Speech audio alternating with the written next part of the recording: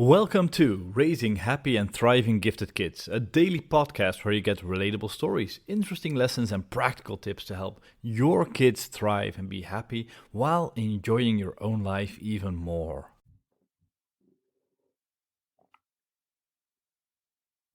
A couple of years we were really struggling with our kids, and mostly how the kids were dealing with each other. One is really highly sensitive and very sensitive to noise and movement and stuff like that. And the other, I think, pretty much scores high on ADD and constantly had to move, had to do things, had to, be all over the place. And you can imagine that was not an ideal combination. And we as parents were constantly going back and forth, trying to, cater to one kid's needs and the others, and like what to do with them. And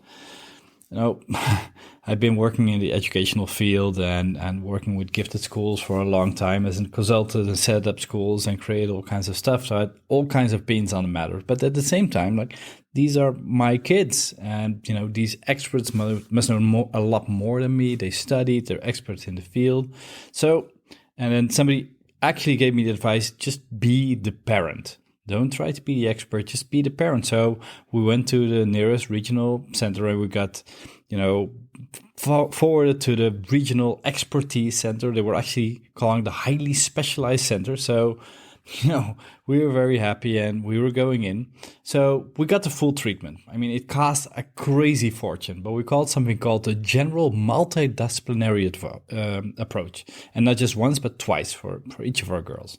A therapist for each of the girls, a therapist for us, a supervising, overseeing all of this, and a parent skills trainer.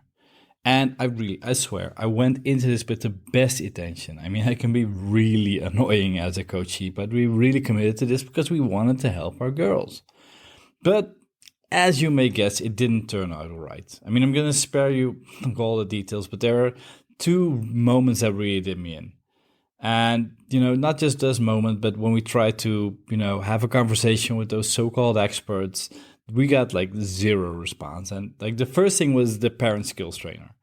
So by now we were in our fourth session, and this took all our patience because we had to put our kids with a babysitter to go to these trainer, and it was going really, really slow. But we were committed. This was going to help us help our girls, and we were really going to do this. And the kids were really tearing down the place, driving each other crazy, but had all these sessions we had to go to, but we were going to the training. And now, finally, after the introduction and all the questions, we got to the first training part. And the first training part was how to say nice things to your children. And we were kind of confused, okay. But then she admonished, this isn't as easy as it looks. We've got some advanced techniques in here. We're oh, cool, teach us. So she said, well, for instance, if you say, finally, you've picked up the dishes after you, after only 4 times of me telling you, it didn't count. That was her brilliant advice. So we came back and asked, will this help us with, one of our kids having anger attacks, or will this help us so when one of our children doesn't want to take their medication?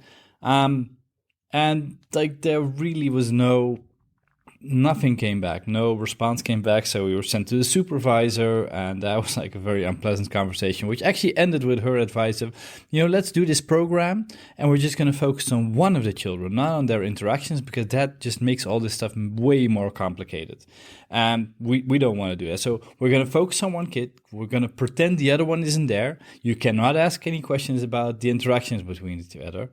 And that totally was where I lost it.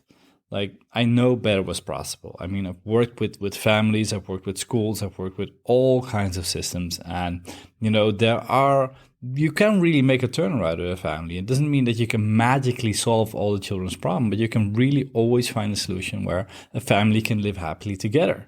And actually, then we were forward, or actually more dumped with the highest ranking psychologist in the entire center, a clinical neuropsychologist or something.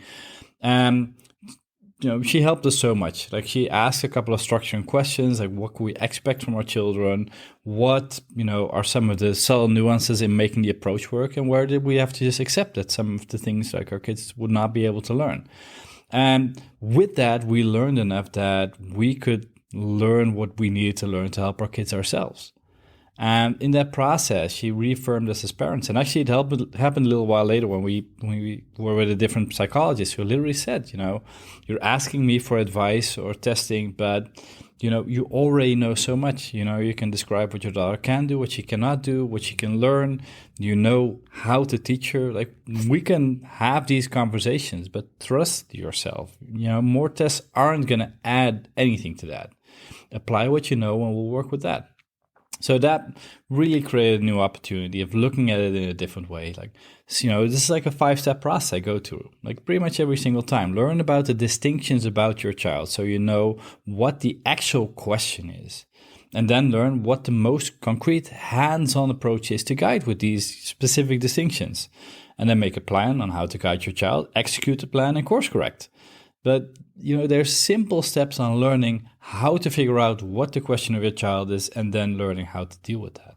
And, it started working like magic. I mean, I'm the last one to say that I'm a perfect parent, but we really learned what the needs of our children were and how to meet them. And then we started working with other parents and teaching them basically the same steps of, what's the question, what does your child need, what can you offer, how can you combine those two, what are practical hands-on things you can do to support them. And this really helped us help our kids through a number of challenging periods in life. But more than that, it really made a shift in my perspective of, how to not blindly lean on all those external experts, but really feel like, I will learn what I need to learn to be in control of what my kids need. And this is something I really wish for all of you. Where have you relinquished control of your children's life? And, where could you recognize this and take it back and start learning, both the distinctions and the hands-on approaches that you need?